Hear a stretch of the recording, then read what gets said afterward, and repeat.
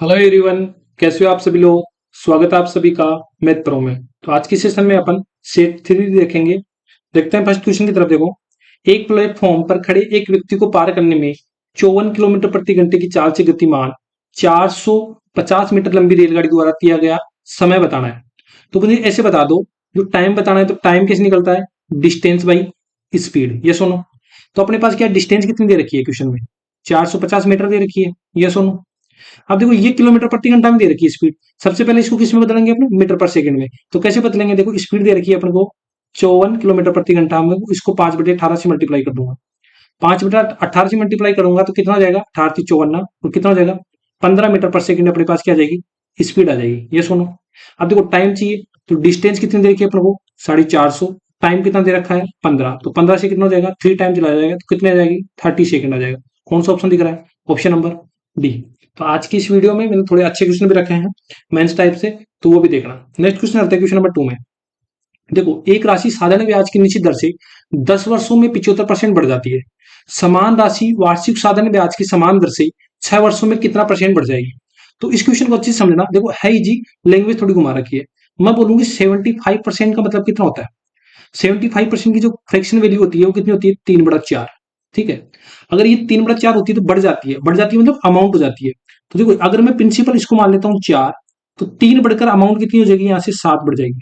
ठीक है, अगर मैं बोलता हूँ यहाँ से प्रिंसिपल 4 मान लेता हूँ, तो देखो 3 बढ़ गई तो कितनी हो गई 4, और 3 जोड़ूंगा तो यहाँ पर कितना आ जाएगा, मेरे पास अमाउंट आ जाएगा। क्योंकि अमाउंट कैसे निकलता है, तो अमाउंट कैसे निकलता है, अगर प्रिंसिपल में मैं ऐसा ही जोड़ देता हूँ तो मेरे पास क्या रहता है, अमाउंट। तो ये होता है ऐसा ही। ठीक है, तो यहां पर मुझे प्रिंसिपल पता चल गया, अमाउंट पता चल गया, तो यहां से मुझे रेट बता दो, रेट कितनी होगी, क्योंकि यहाँ पर मुझे ब्याज कितने का मिल रहा है, 3 रुपए का मिल रहा है। तो जो आर का फॉर्मूला होता है वो क्या होता है, 100 × SI upon principal into time होता है।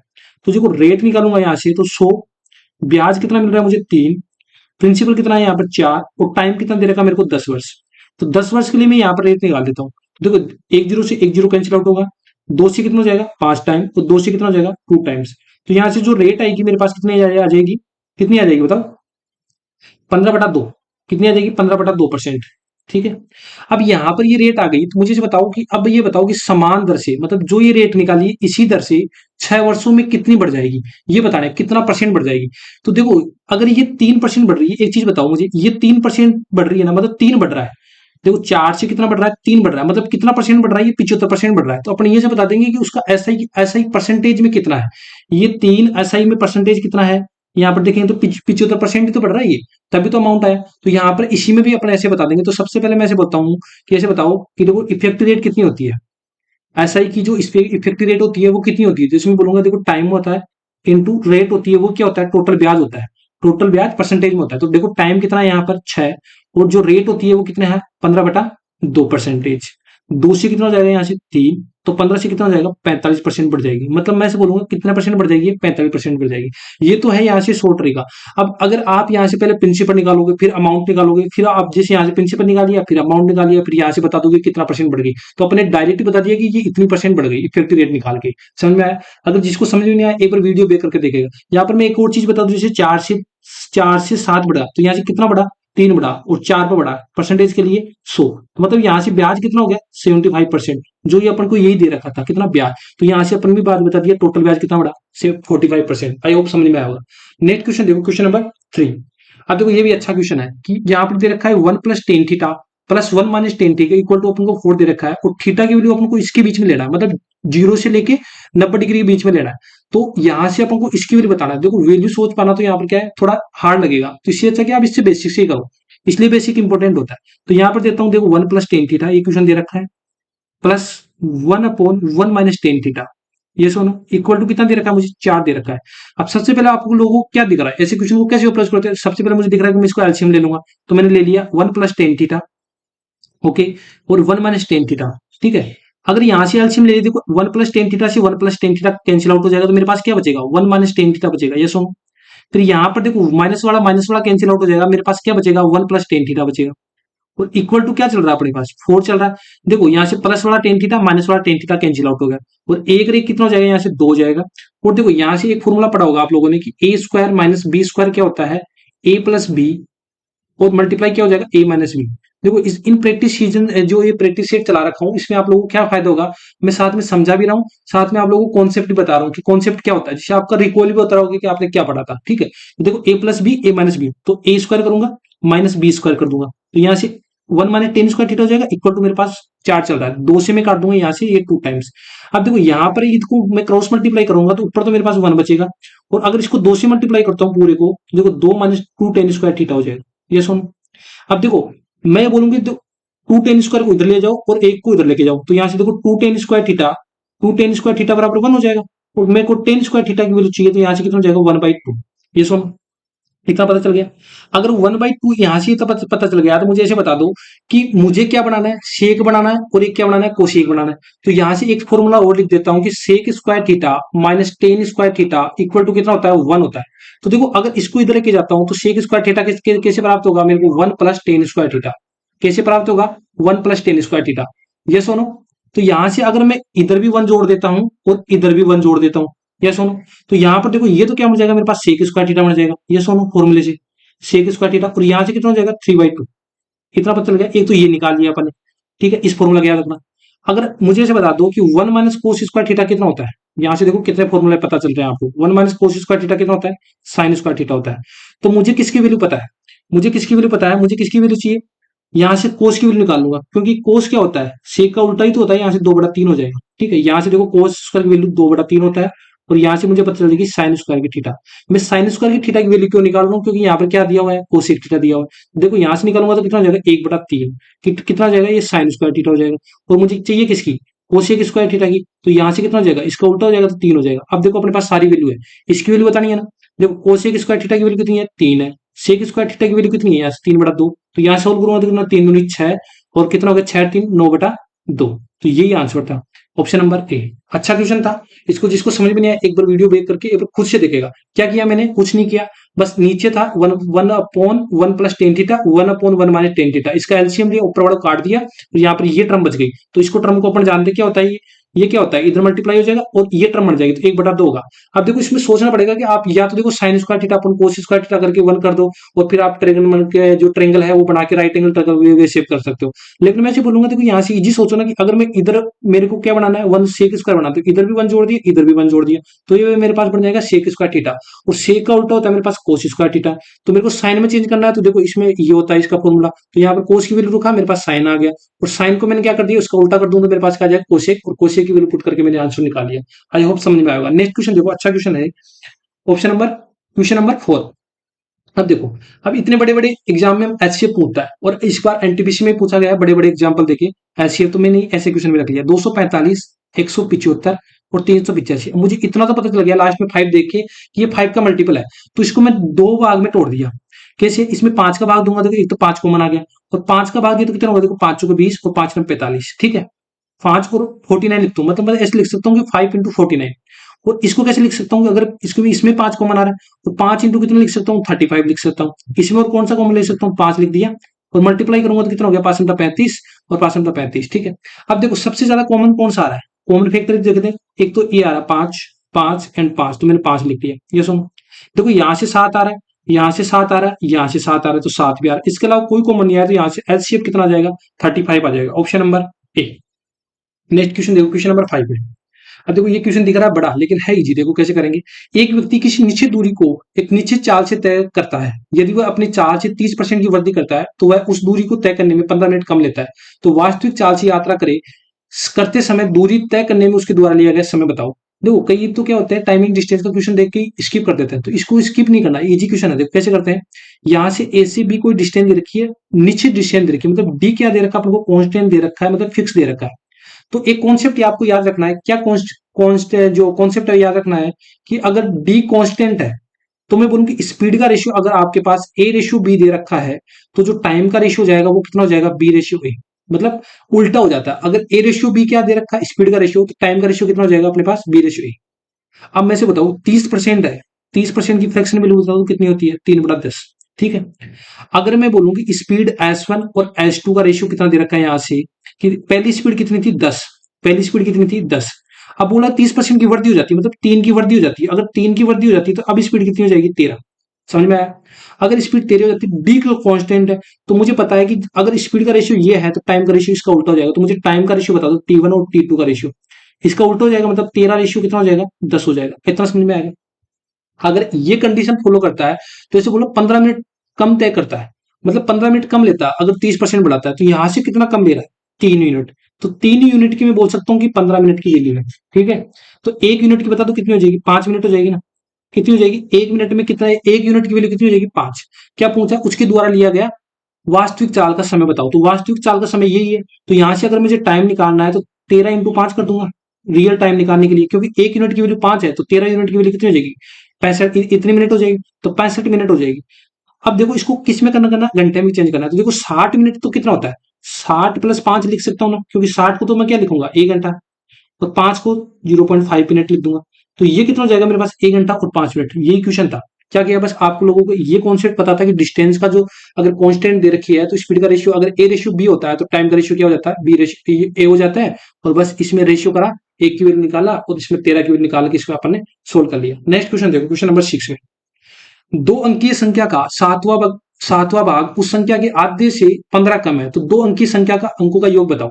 ठीक है, ये मेंस तक लेवल के क्वेश्चन है। अगर आप इस लेवल तक क्वेश्चन करते हो तो आपको एग्जाम में कहीं पर भी दिक्कत नहीं आएगी। ठीक है, तो यहाँ पर देखो, माना कि वो दो अंकीय संख्या अपन खुद से मान लेते, कितनी है, अक्स वाई, कितनी मान ली, अक्स वाई।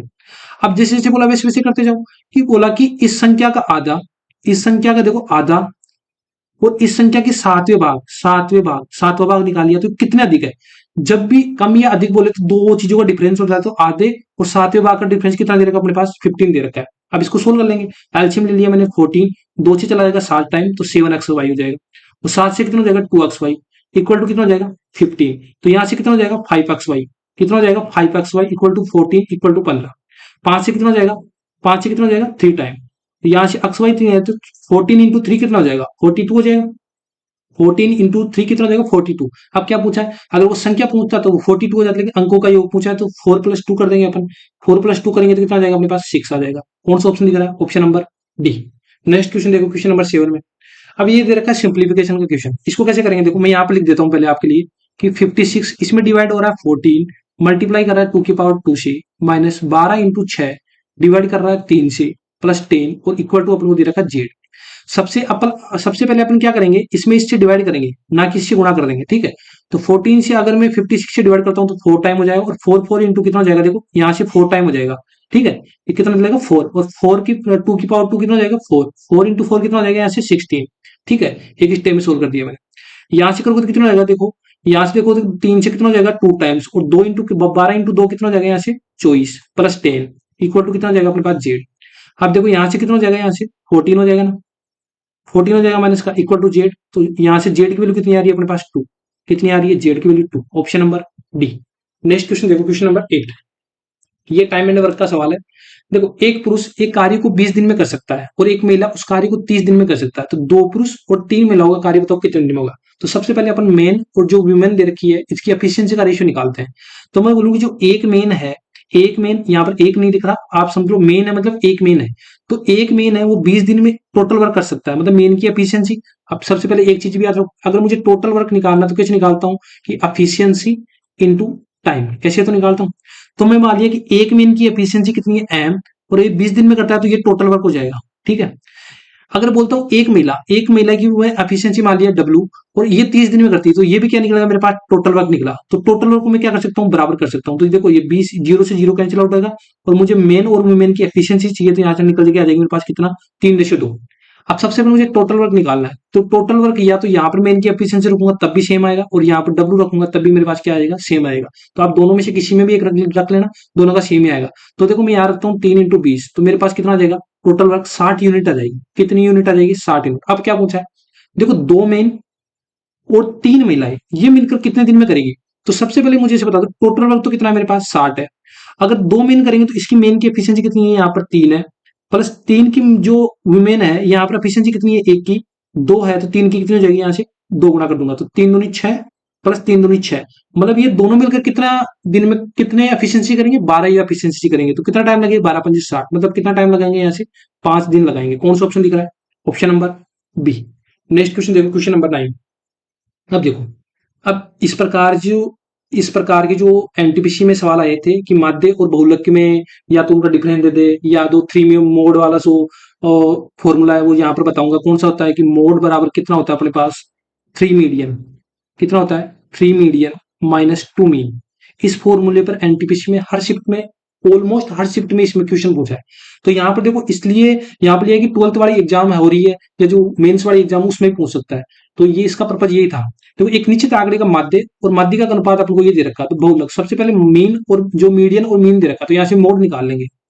तो मोड निकालेंगे तो बताओ थ्री इंटू तो माध्यिका कितनी देर की अपने पास फाइव तो मैंने लिख दिया फाइव माइनस टू मीन यहाँ से फोर हो जाएगा तो पांच 15 माइनस चार दूनी आठ तो यहाँ से जो मोड आ जाएगा मेरे पास कितना आ जाएगा सेवन आ जाएगा।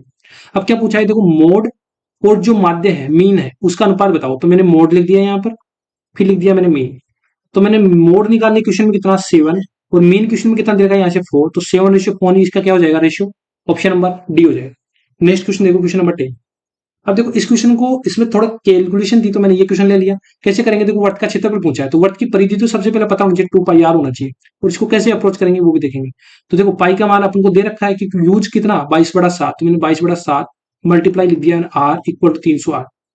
अब देखो अगर मैं इसको सोल्व करता हूं तो किससे काटूंगा देखो 22 से काटूंगा 11 से काटता हूँ 11 से दो टाइम हो जाएगा 11 से कितना हो गया 22 और 11 8 88 और 4 से कितना हो जाएगा 4 7 28 तो आर की वैल्यू कितनी हो जाएगी मेरे पास 49 हो जाएगी। आर की वैल्यू कितनी हो जाएगी मेरे पास 49 हो जाएगी। ये सुनो अब देखो मुझे पाई आर स्क्वायर चाहिए पाई आर स्क्वायर चाहिए क्षेत्रफल के लिए तो पाई का मान कितना होता है 22/7 22 बड़ा कितना होता है 22/7 और कितना होता है यहाँ से 49 और कितना होता है 49 तो 7 तो 7 तो कितना होता है 49।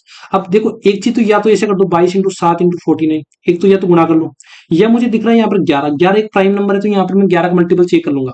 देखो यहाँ से देखो 7 कैसे चेक करते हैं अल्टरनेट चेक करते हैं 7 4 11 और 6 4 10 या तो जीरो आना चाहिए 11 आना चाहिए यहाँ पर एक आ रहा तो ये नहीं होगा। ये ऑप्शन कर दो देखो 7 4 11 और 6 4 10 देखो यहाँ पर भी आ रहा है ये नहीं होगा।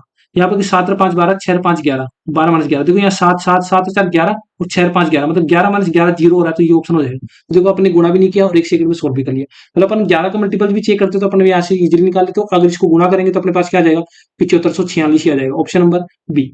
नेक्स्ट क्वेश्चन देखो क्वेश्चन नंबर 11।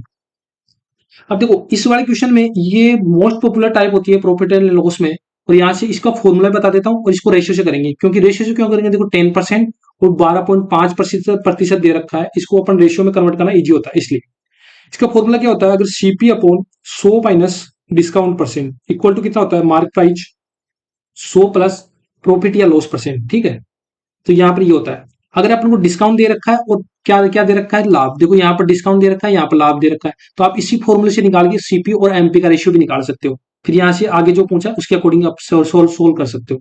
तो सबसे पहले मैं बोलता हूँ यहाँ पर 10% है। अब आप लोगों को अगर प्रॉफिट एंड लॉस पता है तो मुझे बताओ किसी चूज जो भी मार्क प्राइस दे रखा है अगर इस पर मैं डिस्काउंट दूंगा अगर इस पर डिस्काउंट दूंगा तो मेरे पास क्या आ जाएगा सेलिंग प्राइस आएगा नहीं आएगा इतना पता है। अगर इतना पता है तो ये क्वेश्चन कर लोगे देखो 1/10 है अगर मैं बोलूँ मार्क प्राइस इसका कितना है अगर मार्क प्राइस 10 है तो मैं बोल दिया कि मार्क प्राइस इतना है अगर इस पर छूट दूंगा तो मेरे पास क्या आ जाएगा सेलिंग प्राइस आ जाएगा। तो अगर 10 का मार्क प्राइस है तो एक की छूट देगा तो मेरे पास सेलिंग प्राइस कितना आ जाएगा 9 आ जाएगा। Got it. अब मैं लूंगा 12.5 का मतलब फ्रैक्शनल वैल्यू कितनी होती है 1/8। ठीक है अगर मैं बताऊं कि यहाँ पर जो कॉस्ट प्राइस होता है अगर इस पर प्रॉफिट हो रहा है तो प्रॉफिट हो रहा है तो क्योंकि यहाँ पर एसपी आ जाएगा। मैं इधर सीपी क्यों लिखा क्योंकि मुझे जो ये क्रॉस में होता है ना यहाँ पर ये मुझे सेम बनाना पड़ता है। यहाँ पर एसपी की तुलना हो रही है दोनों में कॉमन है तो यहाँ पर मैंने कॉमन वाली चीज ऐसे लिख लेता हूँ जिससे रेशियो बनाना क्या हो जाता है इजी हो जाता है।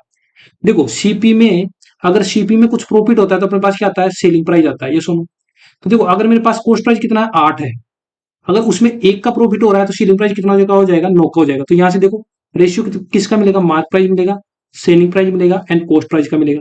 तो देखो ऐसे मल्टीप्लाई करते हैं ना अगर ये सेम है तो अपन एजिटिस लिख देते हैं 9:9:8। अब क्वेश्चन में ऐसे मत करने लग जाना कि भाई अपन को प्रॉफिट परसेंट ही तो बताना है कि अपन 8 की वस्तु 1 पर बेच रहा है तो कितना परसेंट तो ये वो तो यही हो जाएगी।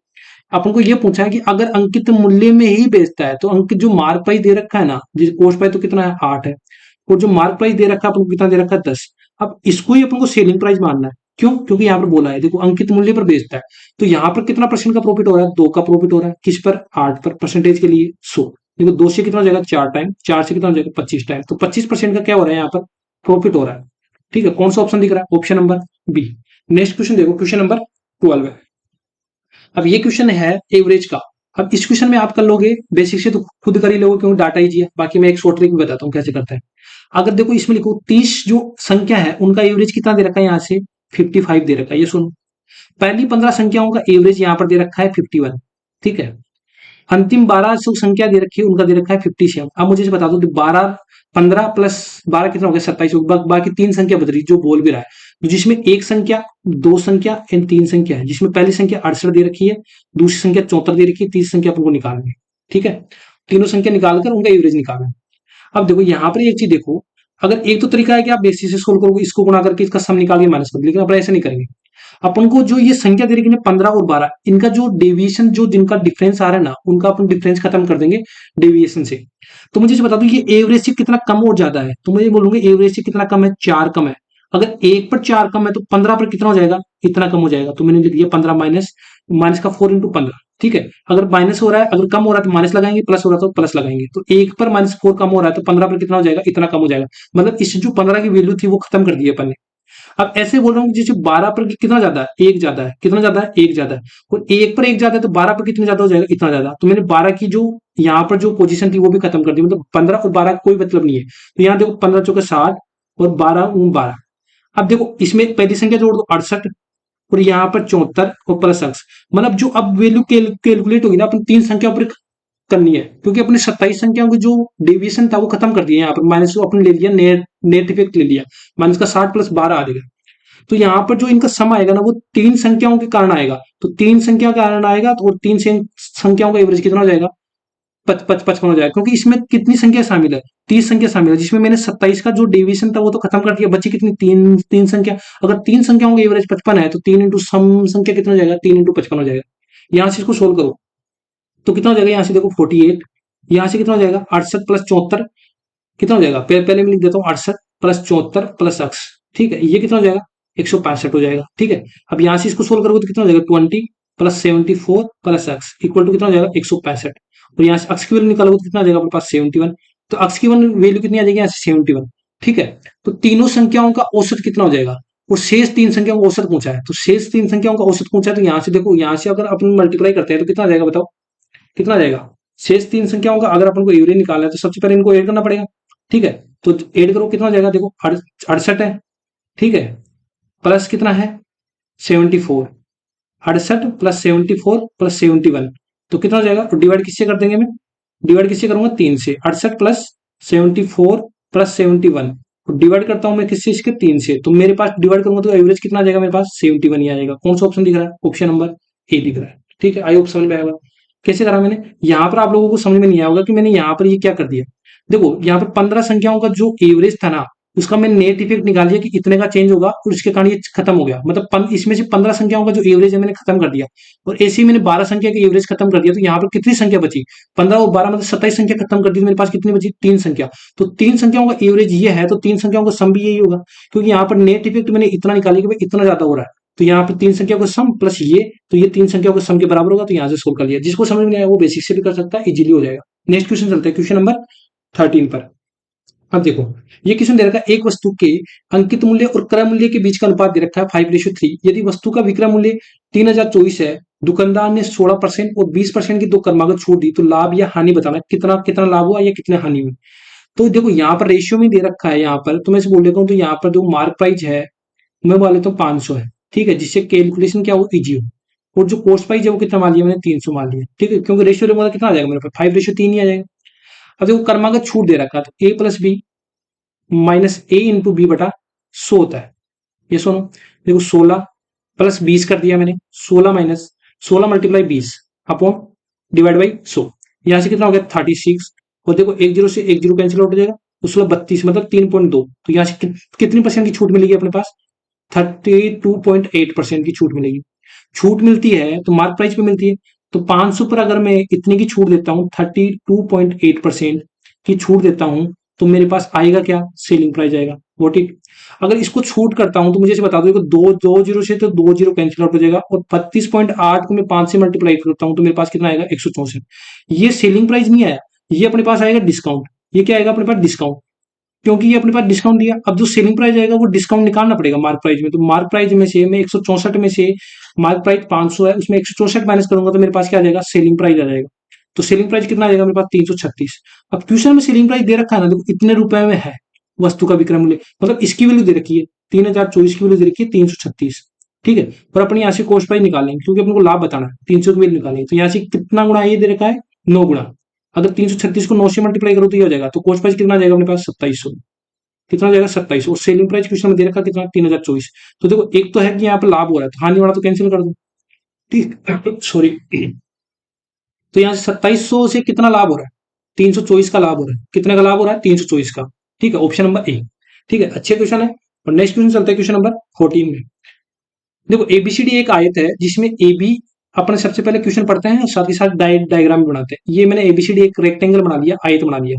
ठीक है, ए बी सी डी, ए है, बी है, सी है एंड डी है। अब बोला कि ए बी अपन को 10 दे रखा है, बी सी अपन को 8 दे रखा है। वो एक वर्त का केंद्र है जिसे एबीसीडी के तीनों भुजाओं को क्या करता है, स्पर्श करता है। तो मैं एक वर्त बना लेता हूँ, दूसरे पेन से बनाता हूँ आपको जिससे ज्यादा समझ में आए। यहां से मैंने एक सर्कल बना दिया। ठीक है, जिसको तीनों साइड से क्या कर रहा है, ये टच कर रहा है। ठीक है, यहां से इसका सेंटर होगा। अब ये सेंटर है इसका डायमीटर, तो ये मुझे से बता दो सेंटर डायमीटर से जो सबसे बड़ी डायमीटर होगा वो सेंटर से गुजरेगा। तो इसको पॉइंट को दे देता हूं मैं ई, और इसको पॉइंट को नाम दे देता हूं मैं, समझना। क्योंकि अपन को ओबीसी बताना है, ये एंगल है, ये पॉइंट है, ओ है। ओबीसी बताना मतलब ये अपन को इसका एरिया बताना है, इसका एरिया। मुझे से बता दो अगर ये 8 है टोटल, ये टोटल 8 दे रखा क्वेश्चन में, तो ये भी कितनी होगी अपने पास, 8 हो गया टोटल। ठीक है, व्यास अगर आता है तो ये कितनी होगी, त्रिज्या 4, ये भी कितनी हो जाएगी, त्रिज्या 4 हो जाएगी। कितना समझ में आएगा, यस और नो। देखो यहां से अगर इससे यहां से मिलाता हूँ, ये सर्कल की क्या हो जाएगी, ये भी रेडियस हो जाएगी, तो ये भी कितना हो जाएगी, 4 हो जाएगा। तो यहां से मुझे से बता दो ये भी 4 है, क्योंकि यहाँ पर ये रेडियस से मिड पॉइंट मिलेगा, तो ये भी 4 है, तो ये भी कितनी होगी, 4 हो जाएगी। तो देखो यहाँ पर ये 4 है, ये 4 है, तो यहाँ पर डिग्री कितना, डिग्री कौन बनाएगा, 9 डिग्री कौन बनाएगा, 9 डिग्री कौन बनाएगा। मतलब ये राइट एंगल ट्रेंगल है। तो राइट एंगल ट्रेंगल में अपन को एरिया निकालना है, तो कितना होता है, 1/2 बेस इंटू हाइट होता है ना। कितना होता है, बेस इंटू हाइट होता है। वॉट इट, देखो 1/2, बेस तो अपन ने मान लिया कि 8 है, वो हाइट कितनी दे रखी है, इसकी जो ट्रेंगल दे रखा है इसकी कितनी दे रखी है, 4। तो 2 से कितना हो जाएगा, 4 टाइम 4 से कितना हो जाएगा, 16 सेंटीमीटर स्क्वायर। अब देखो लैंग्वेज क्वेश्चन तो घुमा रखा है इतना बड़ा, आंसर कितना निकला, एक स्टेप में कौन सा दे रखा, ऑप्शन नंबर बी। तो बस प्रैक्टिस का मतलब ये होता है कि आप अच्छे से अच्छे क्वेश्चन सीख पाओ और कम से कम टाइम में सोल्व कर पाओ। अगर आपको वीडियो पसंद आता है तो आप कमेंट जरूर किया करो कि आपको कैसे समझ में आ रहा है और क्या बेस्ट करना चाहिए मेरे को। ठीक है, नेक्स्ट क्वेश्चन चलते हैं क्वेश्चन नंबर 15 में। अब मेंचुरेशन का क्वेश्चन है ये कि एक खोखले गोले की बाहरी त्रिज्या 9 सेंटीमीटर है, तो गोले की मोटाई 1 सेंटीमीटर, तो गोले के जो प्रयुक्त धातु का आयतन होगा वो कितना होगा। तो सबसे पहले मुझे वॉल्यूम बता दो गोले का ही, ये गोले का आयतन बता देता हूं मैं। सबसे पहले गोले का आयतन कितना होता है, 4/3 पाई आर क्यूब। अब देखो बाहरी त्रिज्या होता है ना, इसको अपन बोलते हैं कैपिटल आर, जिसको बोलते हैं 9 सेंटीमीटर। अब देखो यहाँ पर एक गोला होता है और एक इसके बाहरी गोला होता है, मतलब ये होता है खोखला गोला, मतलब अंदर से ये आपको इसे दिखेगा, मतलब ये खोखला दिखेगा। तो अगर ये बाहरी जो रेडियस है वो अपन को 9 सेंटीमीटर दे रखी है और इसकी मोटाई कितनी दे रखी है, 1 सेंटीमीटर। तो अंदर वाला जो गोला है उसकी रेडियस कितनी हो जाएगी, 9 में से 1 हटाओगे तभी तो 8 आएगा ना। ठीक है, आप इजिली समझ रहे हो ना कि अगर मैं ये मोटाई कितनी है, कितनी है, 1 सेंटीमीटर, तो ये जो बाहरी वाले गोले की जो रेडियस है कितनी है मेरे पास, कितनी है बताओ। ये बाहरी वाली गोले की रेडियस कितनी है, 9 सेंटीमीटर है। तो अगर ये बाहर वाली 1 है तो अंदर वाली कितनी बची मेरे पास, 8 बची। मतलब इन रेडियस जो गोला बचेगा वो इसकी जो रेडियस हो जाएगी वो कितनी हो जाएगी, 8 सेंटीमीटर। तो खोखला गोला क्या होता है, इसका जो आयतन होगा वो कितना होगा, 4/3 pi r cube minus r cube. देखो ये बाहरी गोले की त्रिज्या होती है, ये आंतरिक गोले की त्रिज्या होती है, तो यहाँ पे वैल्यू पुट कर दो 22/7। आर क्यूब मतलब 9 का क्यूब, 9 का क्यूब कितना होता है अपने पास, 729। आर का क्यूब मतलब 8 का क्यूब, 8 का क्यूब कितना होता है, 512। अब देखो 729 में अगर मैं माइनस करता हूं कितना, 729 में कितना माइनस करूंगा मैं बताओ, 512, तो कितना आएगा मेरे पास, 217। 217 देखो 7 से इजिली कट रहा है, कितना हो गया, 7 21 और 7 × 7। अब इसको सोल्व करना है। सबसे पहले मुझे ये देखना है कि 3 तो आएगा, ये आएगा नीचे, तो ये तो हट जाएगा। अब देखो कितना हो जाएगा, देखो 88, 88 हो जाएगा और इंटू 31 हो जाएगा, और डिवाइड में 3 चल रहा है। ठीक है, तो यहाँ से देखो इसको सोल्व करते हैं तो मेरे पास कितना आएगा, यहाँ से 2728, कितना हो जाएगा, 2728 डिवाइड बाई 3। देखो यहाँ से अगर मैं 3 से डिवाइड करता हूँ तो कितना हो गया, 3 × 27 और 0 आएगा, और 3 लास्ट में आएगा, तो 9 और 0 आएगा, तो ऑप्शन नंबर कौन सा हो जाएगा, ऑप्शन नंबर सी हो जाएगा। तो कितना आ जाएगा यहाँ से इसका आंसर, 909 सही 1/3। ठीक है, कौन सा ऑप्शन दिख रहा है, option number C, centimetre cube होगा। ठीक है, नेक्स्ट क्वेश्चन देखो क्वेश्चन नंबर 16। अब देखा जाएगा कि 5 वर्ष पहले पिता और उसकी पुत्र के आयु का जो अनुपात है 7:2 दे रखा है। 5 वर्ष बाद पिता और उसकी पुत्र के आयु का अनुपात ये दे रखा है, तो कितने वर्ष बाद पिता की आयु उसके पुत्र की आयु की दुगनी हो जाएगी। देखो सबसे पहले तो जो प्रेजेंट आयु है ना वो आप मान लो कितनी है, एक्स और वाई दे रखी है। अब देखो इस रेशियो में दे रखा है ना, अब जब भी इस प्रकार का क्वेश्चन दे रखा हो ना तो आप इसको अक्स मानने की जरूरत नहीं है। कैसे करोगे, देखो 5 वर्ष पहले कितनी एज दे रखी है रेशियो का 7:2, और 5 वर्ष बाद कितना दे रखा है मुझे से बता दो 9:4। सबसे पहले काम क्या है आपका, जब भी इस प्रकार के क्वेश्चन दे रखो तो जो 7 से 9 में कितने का डिफरेंस है, +2 का डिफरेंस है, और 2 से 4 का कितने का डिफरेंस दिख रहा है, +2। मतलब इन दोनों में डिफरेंस समान होना चाहिए। ठीक है, अगर डिफरेंस समान है तो आप आगे क्वेश्चन सोल्व करना, अगर डिफरेंस समान नहीं है तो पहले आप डिफरेंस समान करना फिर इस क्वेश्चन को सोल्व करना। तो अपन को पहले से डिफरेंस समान दे रखा है, तो मुझे ऐसे बता दो यहां से लेकर कितने का एज का डिफरेंस होगा। देखो -5 और +5, तो कितने का डिफरेंस हो गया, 10 साल का हो गया। देखो -5 इधर, फिर ये मतलब 5 साल का डिफरेंस इधर आ गया, 5 साल का डिफरेंस इधर आ गया। तो मैं से बोलूंगी जो रेशियो में 2 का वैल्यू आ रहा है, डिफरेंस की वैल्यू वो कितने के आ रहा है, 10 साल के बराबर आ रहा है। ठीक है, तो एक की वैल्यू कितनी आ जाएगी मेरे पास, 5 साल आ जाएगी। ठीक है, अगर एक की यूनिट की वैल्यू आ गई तो या तो आप 9 की वैल्यू निकाल लो या 7 की वैल्यू निकाल लो। अगर 7 की वैल्यू निकालोगे तो आपको 5 साल जोड़ोगे तो अपने पास क्या आ जाएगी, प्रेजेंट आ जाएगी। अगर 9 की वैल्यू निकालोगे 5 साल माइनस करोगे तब भी प्रेजेंट वैल्यू आ जाएगी। देखो मैं 7 और 2 की वैल्यू निकाल लेता हूँ, तो 5 से गुणा करूंगा तो कितना 35, और कितने हो जाएगी 5 दूनी 10 हो जाएगा। अगर मुझे प्रेजेंट एज में जाना है तो मैं इसमें 5 जोड़ दूंगा, कितना जोड़ दूंगा 5 जोड़ दूंगा, और इसमें भी कितना जोड़ दूंगा 5 जोड़ दूंगा, तो ये कितना हो जाएगा देखो 40, और ये कितना हो जाएगा 15। अब इसके बाद में क्या पूछा, अगर यहां तक पूछता इनकी प्रेजेंट आयु तो बता देते, लेकिन ये पूछा कितने वर्ष बाद पिता की आयु उसके पुत्र की आयु की दुगनी होगी। दो तरीके हैं, एक तो आप ऑप्शन से जा सकते हो, एक तो ऑप्शन से जा सकते हो। बाकी एक ट्रेडिशनल मेथड होता है, वो कैसे करेंगे कि मान लो कि 40 क्या है पिता की आयु है, और जो 15 है वो किसकी आयु है, सन की आयु है। तो मान लो कि 40 में अक्साल बाद जो ये 15 में इसमें भी अक्साल जोड़ना पड़ेगा, मतलब इतने साल बाद क्या हो जाएगा, ये इसका दुगना हो जाएगा।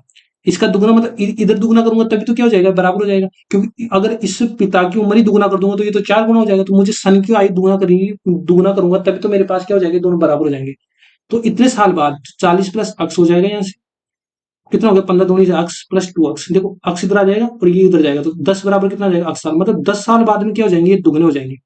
बाकी अगर मैं इसको ऑप्शन से करूं तो कैसे करूंगा, देखो इतने प्रेजेंट प्राइस तो निकालना ही निकालना। अगर मैं बोलूं इसमें 40, इसमें 10 जोड़ दो, तो इसमें भी 10 दो जोड़ दो, तो ये कितना हो जाएगा 50 हो जाएगा, और ये कितना हो जाएगा 50। देखो यहाँ से दुगना हो रहा है कि नहीं हो रहा, हो रहा है, तो ऑप्शन सेटिस्फाई कर रहा है, ऑप्शन नंबर डी। तो आप ऐसे भी चेक कर सकते हो, जो आपको पसंद आए वो मेथड आप चूज करना, मेरा काम है मेथड सिखाना। ठीक है, नेक्स्ट क्वेश्चन होता है क्वेश्चन नंबर 17 पर। अब देखो ये भी अच्छा क्वेश्चन है, ये सारे क्वेश्चन आए हुए हैं एनटीपीसी में, ध्यान रखना। अब इस क्वेश्चन को कैसे अप्रोच करना है आपको देखना है कि देखो ये यहाँ पर क्यूब रूट दिख रहा है 6 का, माइनस का 4 दे रखा है, और पूछा क्या आप लोग को Y cube plus 12y² plus 48y equal to +100।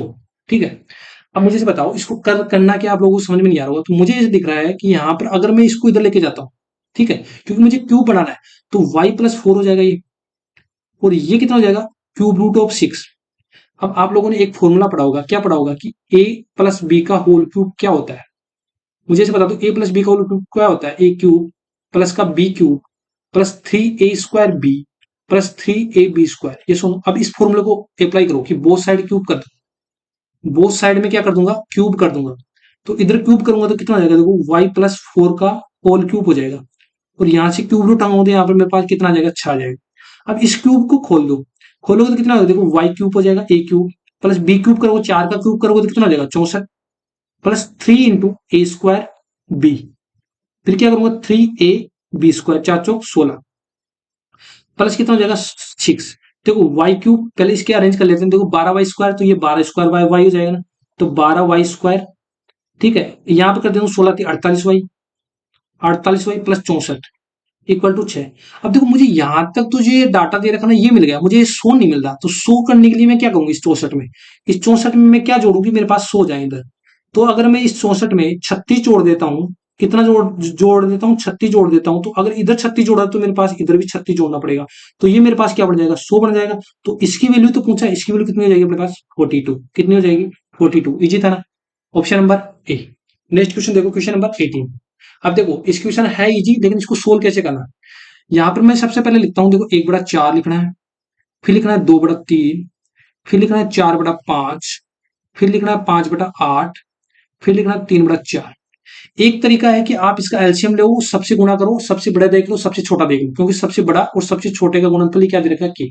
लेकिन दूसरा तरीका बताऊंगा यहाँ पर, मुझे से बता दो, सबसे पहले एक एक ले लो, 1/4 और 2/3। अब इसको इधर मल्टीप्लाई कर दो, इसको इधर मल्टीप्लाई, अगर इधर मल्टीप्लाई करूँ तो इधर 3 आएगा, इधर 8 आएगा। तो इनमें सबसे बड़ा कौन सा दिख रहा है, 8, मतलब ये छोटा है तो ये हटा दिया मैंने, ये बच गया। अब इन दोनों में यहाँ यहीं पर कंपेयर करके देख लो, यहाँ पर 10 आएगा, यहाँ पर कितना आएगा, 12, तो ये बड़ा हो जाएगा। पहले मैं बड़ा चेक कर रहा हूँ, ठीक है। फिर इन दोनों में देख लो, यहाँ से कितना होगा, देखो 8 चौक 32 हो जाएगा, यहाँ पर तो यहाँ पर 32 हो जाएगा, यहाँ पर कितना हो गया, 25 हो जाएगा। तो मुझे ये लेना 4/5 और इसमें चेंज करना 3/4, देखो 4 चौक 16 हो जाएगा, तो यहाँ से कितना हो गया, 5 15 हो जाएगा। मतलब सबसे बड़ा तो यही आ रहा है। तो सबसे बड़ा तो अपने अलग से निकाल लिया, कौन कौन सा निकाल लिया सबसे बड़ा, 4/5 निकाल लिया। कितने निकाल लिया, 4/5। देखो 4/5 निकाल लिया तो ये तो होगा नहीं, अब ये तो बड़ा निकाल लिया। अब दूसरा देखो, छोटा निकाल लिया, क्या क्या नहीं, देखो आप अगर खुद से करोगे तो 1 सेकंड में कर लोगे, ठीक है। अब मुझे ऐसे बताओ, छोटा निकालने के लिए देखो 1/4 से कंपेयर करोगे 2/3 को, देखो 3 और 4 दूनी 8, मतलब ये बचेगा, ये हट जाएगा। अब इस 1/4 को आप 5/8 से मल्टीप्लाई करो, देखो 8 हो जाएगा, 5 को 20 हो जाएगा, इधर 8 आएगा, 5 को 20, तो ये भी हट जाएगा। अब मेरे पास क्या बचा, 1/4 आ जाएगा, 3/4 आ जाएगा, तो यहाँ देखो 4 और 4 12, मतलब ये सबसे छोटा हो जाएगा। सबसे छोटा भी निकाल लिया मैंने, ठीक है। सबसे छोटा कौन सा हो जाएगा, 1/4।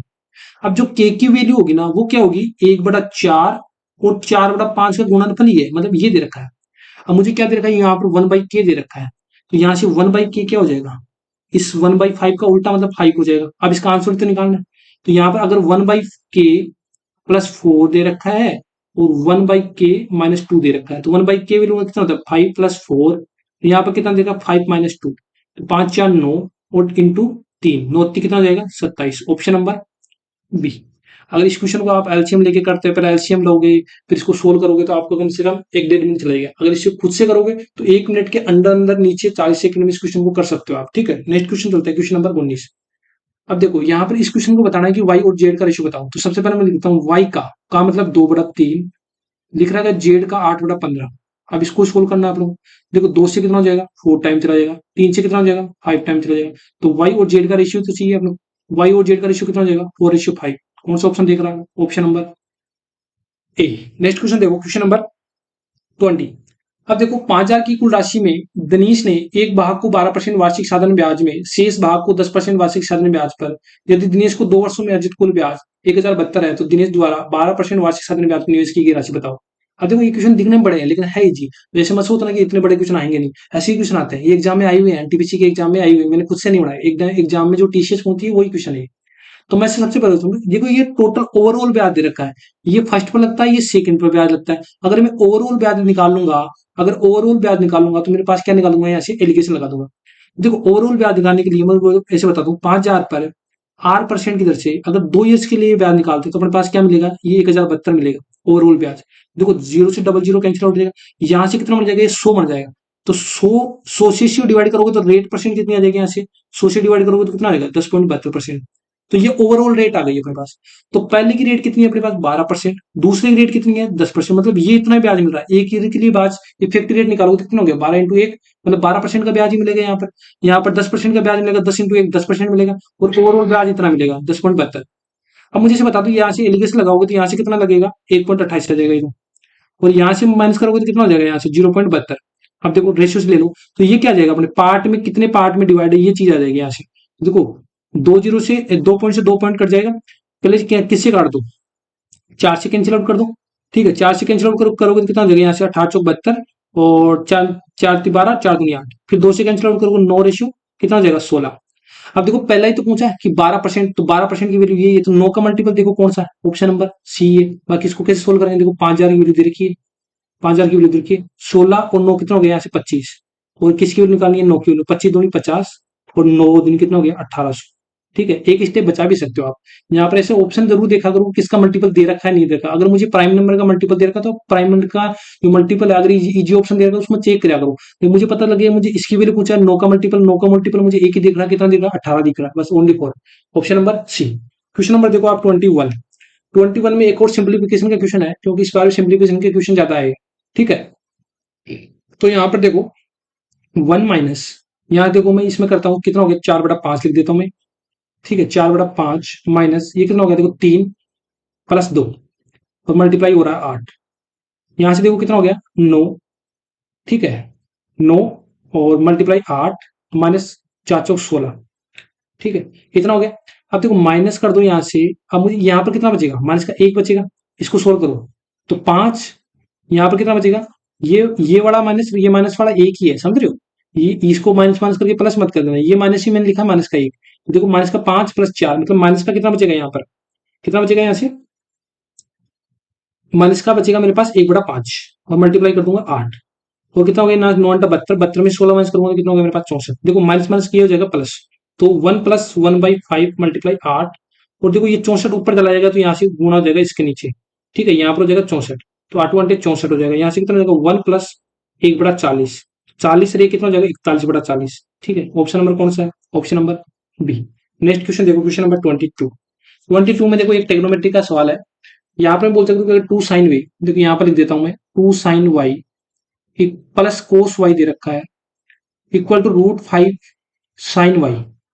सबसे पहले आपको फोकस करना है कि आपको पूछा क्या है, tan y पूछा है। तो आप मुझे बताओ tan y कैसे बना सकते हो। ठीक है जी, आप √5 देखते थे ऐसे ऐसे सोचते हो, कई जिनको एडवांस में तो नहीं आती वो सोचते हैं कि भाई ये क्वेश्चन कैसे होगा, हार्ड है, तो ये देखते स्किप करते हैं। बाकी अगर इसका सोल्यूशन देखोगे तो बहुत ईजी होता है। मैं से बोलूंगा मुझे tan y बनाना है, तो tan y बनाऊंगा कैसे, अगर मैं साइन साइन दे रखा तो उधर उधर साइन ले जाता हूँ, इधर मैं कोस रहने देता हूँ। तो देखो इधर √5 sin y पहले से है और माइनस का 2 sin y हो गया। अब मैं क्या करता हूँ, इसमें साइन वाई दिख रहा है मुझे, कॉमन ले लेता हूँ साइन वाई। तो यहाँ पर मेरे पास क्या बचेगा, √5 - 2 इक्वल टू क्या हो जाएगा कोस वाई। अब देखो मुझे पता है कि sine Y upon cos Y मेरे पास क्या आ जाएगा, tan y आ जाएगा। देखो साइन भी है कोस भी है, अगर इस कोस को इधर लेके जाता हूँ, इधर वाले को उधर लेके जाता हूँ, तो यहाँ पर 1 बचेगा और √5 - 2। और साइन में अगर कोस का डिवाइड करूंगा तो मेरे पास क्या आ जाएगा tan y। लेकिन इस फॉर्म में नहीं दे रखा, इसका परमीकरण कर रखा, तो इसका परमीकरण कर देंगे अपन, √5 - 2, तो √5 + 2 और √5 + 2। अब देखो tan y। अब देखो यहाँ पर अगर इसका a - b a² करोगे तो a² 5 हो जाएगा, b² कितना हो जाएगा 4, तो 1 हो जाएगा। ऊपर तो कुछ नहीं बचेगा, ऊपर ये बचेगा। तो tan y कितना हो जाएगा, √5 + 2। ठीक है, यहाँ पर कितना आ जाएगा, 2 ही आएगा। कितना आएगा 2, क्योंकि अपन इससे तो परमीकरण कर रहे हैं, यहाँ पर रूट लग गया ज्यादा। ठीक है, 5 + √5 + 2 कौन सा ऑप्शन दिख रहा है, option number C. Next question देखते हैं, क्वेश्चन नंबर 23।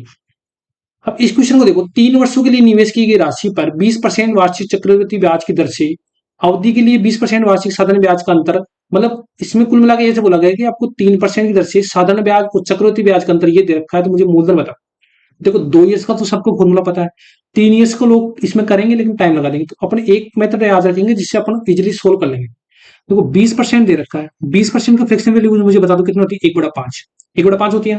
अब देखो ये प्रिंसिपल आपको यही मानना है, अगर 1 साल दे रखा है तो आप 5 मान लो, 2 साल दे रखी है, अगर 2 साल का बीच का डिफरेंस दे रखा है तो आप 2 कर दो, अगर 3 साल का डिफरेंस दे रखा है तो इसका क्यूब मान लो। मतलब मैंने प्रिंसिपल खुद से कितना मान लिया, 125 मान लिया। अब ट्री मेथड तो लगाना आता ही है, पहला year, second year and third year. अगर फर्स्ट ईयर पर है 125 पर मैं 1/5 की दर से, क्योंकि रेट को मैं इसके 1/5 कर रहा हूं, अगर इसका 1/5 की दर से ब्याज लगाऊंगा तो मेरे पास कितना मिलेगा, 25 ब्याज मिलेगा। ये सुनो, क्योंकि ये एक अपन इसका क्यूब क्यों मानते हैं, क्योंकि यहां से कैलकुलेशन करना इजी होता है। अब देखो सेकंड ईयर में क्या होता है, मूलधन पर तो लगेगा नहीं, मतलब 125 पर 1/5 की दर से लगाऊंगा तो यहाँ पर पहले लगा दिया, कितना होता है 25। अब जा बाद में अगर फर्स्ट ईयर पर जो ब्याज लग रहा है 25, इस पर भी अगर 1/5 की दर से लगाऊंगा तो 25 का 1/5 करूंगा तो मेरे पास कितना मिलेगा, ब्याज कितना मिलेगा। थर्ड ईयर पर 25 मिल जाएगा मूलधन पर, तो और फर्स्ट ईयर पर जो ब्याज लगा था उस पर अगर ब्याज लगाऊं तो 5 मिल जाएगा। सेकंड ईयर पर 25 पर ब्याज लगाऊं तो 5 मिल जाएगा, और 5 पर 1/5 की दर से ब्याज लगाऊं तो कितना मिल जाएगा, मुझे 1 मिल जाएगा। अब देखो डिफरेंस पूछा है, तो डिफरेंस क्या होता है, देखो ये जो स्टेप वाला होता है ना पहला, मतलब 25 इसको छोड़ दिया करो। ठीक है, यहाँ पर भी जो फोर्थ ईयर निकालो तो 25 है, मतलब ये डिफरेंस छोड़ दिया, तो अब इनको जोड़ो, 5 5 10 5 15 1 16, मतलब ये 16 क्या होता है, सीआई और एसआई का डिफरेंस ही दे रखा है। कितना दे रखा है आपको, 448, तो 448 वैल्यू दे रखी है, वो किसकी वैल्यू पूछी है, 125 की वैल्यू पूछी है, तो ये फाइंड कर लेंगे। देखो कितना गुना दे रखा है, ये 28 गुना दे रखा है, कितना गुना दे रखा है, 28 गुना। तो 125 इंटू 28 करते हैं तो अपने पास कितना आता है, 3500। कितना आता है, 3500। तो ये क्या आ जाएगा अपने पास, प्रिंसिपल आ जाएगा। कौन सा ऑप्शन दिख रहा है, option number C. Next question देखो, क्वेश्चन नंबर 24 है। अब देखो, अब ये क्वेश्चन बोल रखा है, इसको क्वेश्चन देख के छोड़ देंगे, भाई इसको कैसे करेंगे, लेकिन बोल रहा है क्वेश्चन में इसको अपन को अनुमानित बताना है, और अनुमानित बताना, देखो यहाँ से अप्रोक्स भी करेंगे तो देखो ऑप्शन बहुत बहुत दूर दूर दे रखा है। अगर इस 499.37 को मैं अप्रोक्स क्या लिख सकता हूँ, यहाँ पर देखो लिख के बता रहा हूँ, 500 लिख सकता हूँ ना, क्योंकि इतना फर्क नहीं पड़ेगा पॉइंट में। तो मैं इसको 499.37 को मैं 500 लिख लिया, और यहाँ से 1.95 को मैंने 2 लिख दिया। ठीक है, इसको क्या लिख दूंगा, अगर एक वाला तो एक बढ़ा दूंगा तो कितना लिख दूंगा, यहाँ से 4.8 लिख दूंगा, अप्रोक्स लिख रहा हूँ। इसको मैंने 3 लिख दिया, 3, और इसको मैंने क्या लिख दिया, 20 लिख दिया। अब इसको तो सोल्व कर ही सकते हैं ना। अगर इसको सोल्व करता हूँ देखो कितना हो गया, 500 प्लस ये कितना हो गया, 48.96, और ये यहाँ से इसको भाग दूंगा तो मेरे पास कितना आएगा, 0.15। इसमें से माइनस करूंगा 500 प्लस 9.6 में 0.15 माइनस करूंगा तो मेरे पास कितना आ जाएगा, यहाँ से 9.45, कितना आ जाएगा 9.45, और इसमें जोड़ूंगा तो कितना हो गया 509.45। तो देखो ये ऑप्शन किसके करीब दिख रहा है, मुझे 510 के करीब दिख रहा है, बाकी ऑप्शन सारे दूर दूर है। तो कौन सा ऑप्शन हो जाएगा मेरे पास, क्योंकि अपने अप्रोक्स में कैलकुलेट किया था, तो एग्जैक्ट आंसर कितना हो जाएगा, 510 हो जाएगा। ठीक है, नेक्स्ट क्वेश्चन चलते हैं, क्वेश्चन नंबर 25। देखो ये क्वेश्चन अगर जिसको परास का मतलब पता है ना, वो तो इजीली कर लेगा। ये क्वेश्चन है इसलिए पूछा है कि अगर क्वेश्चन तो सारे सारे टाइप के आने चाहिए ना, अगर पूछ ले कि परास होता क्या है तो कैसे बताऊं। तो मैं से बोलूंगा जैसे डाटा है 2 है, 3 है, 4 है, 5 है, 6 है, इसका परास बताओ। परास क्या होता है, इसमें मैक्सिमम वैल्यू कितनी है, 6 है, इसकी मिनिमम वैल्यू कितनी है, 2 है। तो 6 माइनस 2 करूंगा तो इसका परास कितना आ जाएगा, मेरे पास 4 आ जाएगा। समझ में आया? मतलब परास वो ही आती है जिसका डाटा में जो भी डाटा दे रखा है उसका मिनिमम वैल्यू और मैक्सिमम वैल्यू, मतलब मैक्सिमम वैल्यू में से आप मिनिमम वैल्यू को उठाओगे तो उसका परास आ जाएगा, उसकी रेंज आ जाएगी। तो यहाँ से बोला था पहले 7 अभाज्य संख्या, तो पहले 7 अभाज्य संख्या लिखो पहले, 2, 3, 5, 7 हो जाएगा, 11 हो जाएगा, 13 हो जाएगा और 17 हो जाएगा। तो मैक्सिमम वैल्यू 17, मिनिमम वैल्यू 2, तो इन दोनों का प्राइस कितना हो जाएगा, यहाँ से 15, इस डाटा का प्राइस कितना हो जाएगा 15, ऑप्शन नंबर ए। जिसको ये इसका मतलब पता था वो कर लेगा इजीली। नेक्स्ट क्वेश्चन देखो, अब आप लोगों ने ये वाला फॉर्मूला तो बहुत किया होगा कि a minus B equal to आपको दे रखा ए, सॉरी ए तो दे ही रखा है यहाँ पर लिख लो दूसरी संख्या x। अगर आपको पूछे ए स्क्वायर प्लस बी स्क्वायर तो आप इजीली बता देते हो कि एक्स स्क्वायर में मैं प्लस का 2 कर दूंगा। लेकिन यहां पर मुझे पता है कि अगर मैं इसका स्क्वायर करूंगा तो मेरे पास यहाँ पर आएगा 49, और यहाँ पर स्क्वायर करूंगा तो मेरे पास आएगा कितना, 16। लेकिन यहाँ पर ऊपर थोड़ा दे रखा है, ये उल्टा दे रखा है, तो इसको कैसे सोल्व करूं। तो यहाँ पे देखो कैसे सोल्व करेंगे, यहाँ पे देखो एक दिमाग लगाना है कैसे। 7b minus 1/4b equal to 7 दे रखा है। अगर मैं कैसे भी करके इस ऊपर वाले को 4 बना लूं, इसको तो मैं 4 बना लूं और इसको मैं 7 बना लूं, तो मैं जो चाहूँ वो मिल जाएगा मुझे। तो इसको 4 बनाने के लिए मैं क्या कर दूंगा, 4/7 से पूरी इक्वेशन को गुणा कर दूंगा, इधर भी और इधर भी। ठीक है, अगर देखो इसको 4/7 से कैंसिल आउट करूंगा, देखो 7 से 7 कैंसिल आउट हो जाएगा, मेरे पास बचेगा 4b माइनस, अब 1 अब इसको देखो ऊपर तो आ जाएगा मेरे पास 4 और नीचे कितना आ जाएगा 4b/7। देखो 4 से 4 कैंसिल आउट हो जाएगा, यहाँ से 7 से 7 कैंसिल आउट बचेगा मेरे पास कितना 4। तो अपने पास जो क्वेश्चन बचा वो कितना बचा, 4b minus 1/7b equal to 4, और निकालना क्या अपने पास 16b square plus 1/49b square equal to ये बचेगा। अब देखो आप इजीली अब इस क्वेश्चन को आंसर कर लोगे इस फॉर्मूले से।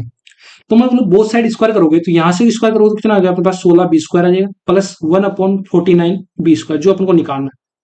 तो यहाँ से कितना होता है, देखो 4 चौक 16। अब देखो यहाँ पर ये 2 कैसे है, अगर मैं इसको वो ए बी करता हूँ, ए बी मतलब a इंटू 1/a, तो ऐसे एक कट जाता है, यहाँ पर 1 बचता है इसलिए लिखते हैं। लेकिन लेकिन मुझे ऐसे बता दो यहाँ पर कि ए बी सेम है कि देखो यहाँ पर 4/7 हो जाएगा, यहाँ पर बी से भी कट जाएगा, तो यहाँ पर लिख के बताता हूँ 2 इंटू ए बी, ये कितना है 4b मल्टीप्लाई बाई 7b, ऐसे होता है। देखो बी से भी कट जाएगा तो इसको सोल्व करना है, तो 16 प्लस 2 इंटू 4/7, तो 16 सत्ते कितना होता है, 16 सत्ते कितना होता है 112, 112 प्लस 8 कितना होता है 120/7, ऑप्शन नंबर 3 ऐसे होगा। कई बार क्या करते हैं अपन, ऐसे कर देते हैं कि 16 प्लस 2 18, अगर 18 ऑप्शन होता है तो इसमें आप टिक टिक कर देते। आप ये नहीं देते कि अगर ये समान होता है, मतलब यहाँ पर भी 4 होता है तो अपन 2 रखते हैं, अगर समान नहीं होता है तो अपन ए भी रखते हैं, क्योंकि ये फॉर्मूला बड़ा ही ऐसे होता है। ठीक है, अगर एलजेब्रा पढ़ोगे तब मैं इसको बेसिक से बताऊंगा ये फॉर्मूला कैसे बनता है। ठीक है, अभी के लिए ये याद रखो कि अगर असमान दे रखा है तो यहाँ पर ए बी लिख लिया करो, इस फॉर्मूले में X square plus 2 A B होता है, क्योंकि यहाँ पर ए समान होता है, ए बी से गुणा करोगे तो 1 हो जाता है। लेकिन यहाँ पर असमान है तो यहाँ पर अपन ए और बी की वैल्यू पुट करेंगे तो यहाँ पर कितना आएगा 4/7। आई होप समझ में आया होगा। नेक्स्ट क्वेश्चन देखो, क्वेश्चन नंबर 27। देखो 13 सेंटीमीटर त्रिज्या वाली 3 वर्ताकार वस्तुएं एक दूसरे से स्पर्श करते हुए एक डोरी से तीनों वर्ताकार वस्तु के इर्द गिर्द कसकर बंधा जाता है, तो डोरी की लंबाई बताओ। देखो इस प्रकार से 3 वर्त होते हैं, ये इस प्रकार से 3 वर्त जुड़े होते हैं, बाकी इसमें डायग्राम की जरूरत नहीं पड़ती। ठीक है, यहाँ से मैं कॉन्सेप्ट बताऊंगा, चाहे इसमें कितने भी वर्त जुड़े उसमें आप इजिली सोल्व कर लोगे। ऐसे कसकर ये क्या होती है, डोरी बंधी रहती है इसके। ठीक है, अब इस डोरी की लेंथ बतानी है। जब भी इस प्रकार के क्वेश्चन पूछा ना डोरी की लेंथ बताए, तो आप क्या करना है 2πr फॉर्मूला लिख लेना, डोरी की लेंथ 2πr प्लस व्यास, व्यास मतलब डायमीटर, मल्टीप्लाई कितना हो जाए डोरी की वर्तों की संख्या, कितनी हो जाएगी वर्तों की संख्या। ठीक है, वर्तों की संख्या, ये फॉर्मूला लिख लेना। तो यहां से कैसे करूंगा, मैं वैसे बोलूंगा 2 पाई आर। देखो आर की वैल्यू कितनी दे रखी है अपने क्वेश्चन में, 13, तो मैं लिख दो 2 पाई इंटू 13। देखो व्यास दे रखा है तो इसका 3 जगह दोगुना हो जाएगा, और कितने वर्ड दे रखे हैं, 3 वर्ड दे रखे हैं। अब देखो मतलब 78 दे रहा है, 26 थी 78 मैंने लिख दिया, प्लस कितना हो गया 13 दूनी 26 पाई। तो ये इसका आंसर कितना आएगा, 78 इंटू 26 पाई, ऑप्शन नंबर सी। अगर आपको ये फॉर्मूला याद था तो आप इजीली एक स्टेप में सोल्व कर लोगे, नहीं आता तो आप नहीं कर पाओगे। ठीक है, नेक्स्ट क्वेश्चन देखते हैं, क्वेश्चन नंबर 28।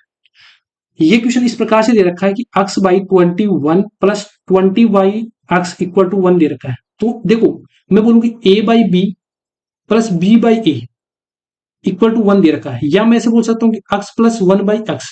इसका मतलब क्या हो रहा है यहाँ पर, कि ये देखो ये इसका रेसिप्रोकल ही तो है, उल्टा ही तो है, ये इसका उल्टा ही तो है, ये क्या दे रखा है, इसका उल्टा ही तो दे रखा है। इसका शॉर्ट वीडियो मैंने डाल रखा है कि अलजेब्रा के स्पेशल केस का क्या क्या होता है। जब भी इस प्रकार से ये होता है तो एक्स क्यूब की वैल्यू कितनी होती है अपने पास, 1 होती है, -1 होती है, सॉरी। ठीक है, तो मतलब ये एक्स है और ये क्या है, 1/x है। तो इसका क्यूब बना, इसका जो क्यूब होगा वो किसकी वैल्यू हो जाएगी, -1 की हो जाएगी। क्योंकि मैंने ये बता दिया ये क्या होता है, स्पेशल केस होता है कि x प्लस 1/x होता है इक्वल टू 1 होता है, तो अपन x क्यूब की वैल्यू क्या रखते हैं, -1 रखते हैं। तो मैंने ये x मान लिया, ये 1/x है, तो x क्यूब की वैल्यू मेरे पास -1 होगी। देखो यहाँ पर x क्यूब हो जाएगा, और 21 का क्यूब कितना होता है, 92 इक्वल टू कितना होता है, -1। तो मुझे किसकी वैल्यू बताना है, x क्यूब की तो वैल्यू बताना है। तो एक्स क्यूब की वैल्यू बताऊंगा तो यहाँ से उधर गुणा होगा तो कितना हो गया, -9261।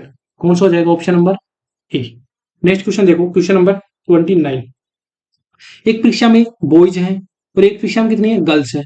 अब यदि सभी पक्षों का जो औसत दे रखा है, मतलब इसमें एलिगेशन लगेगा, मतलब एलिगेशन कितना लगता है, इतने और इतने, और इन दोनों का जो एवरेज दे रखा है इतने, इसमें से लगता है। इसमें बोला कि बॉयज इतने हैं, गर्ल्स इतने हैं, और दोनों का एवरेज इतना है, तो इसमें क्या लग जाएगा, एलिगेशन लग जाएगा। तो बॉयज कितना दे रखा है, 94 दे रखा है, गर्ल्स कितनी दे रखी है, 70 दे रखी है, इनका एवरेज और दोनों का एवरेज कितना दे रखा है, 80। सबसे पहले एलिगेशन लगा दो, यहाँ पर गर्ल्स की संख्या और बॉयज की संख्या आ जाएगी। यहाँ से तो कितना आ जाएगा, देखो 10 आ जाएगा, और यहाँ से कितना आ जाएगा 14, 2 से कितना हो जाएगा 7 टाइम, 2 से कितना हो जाएगा 5 टाइम, ये बॉयज आएगा, ये कितना आ जाएगी, गर्ल्स आएगी। तो गर्ल्स की संख्या क्वेश्चन में दे रखी है 35, कितना गुणा, 5 गुणा। तो बोझ की संख्या भी कितनी हो जाएगी, 5 गुणा, कितना हो जाएगा 25, option number B. Next question देखो, लास्ट एंड फाइनल क्वेश्चन है, क्वेश्चन नंबर 30। अब देखो इसमें आपने 30 क्वेश्चन देखे होंगे, 30 क्वेश्चन में कितने अच्छे अच्छे कॉन्सेप्ट देखे होंगे। यहाँ पर भी एक कॉन्सेप्ट बताता हूँ। इसमें कॉन्सेप्ट ये है कि अगर आपको बोलूंगी a1x दे रखा है प्लस b1y इक्वल टू दे रखा है आपको c1, ये दे रखा हूँ a2x plus b2y equal to दे रखा c2, ये दो इक्वेशन दे रखी। अब मैं से बोलूंगा इसमें कोई भी हल नहीं होगा। जब भी कोई भी हल नहीं दे रखा होता है अपन कैसे चेक करते हैं कि a1/a2 कर दो आप, इक्वल टू कर दो b1/b2, और इज नॉट ये होना चाहिए c1/c2। तो ये कंडीशन करना है, क्योंकि यहाँ पर इक्वेशन दे रखी है 7x plus 4y equal to 9।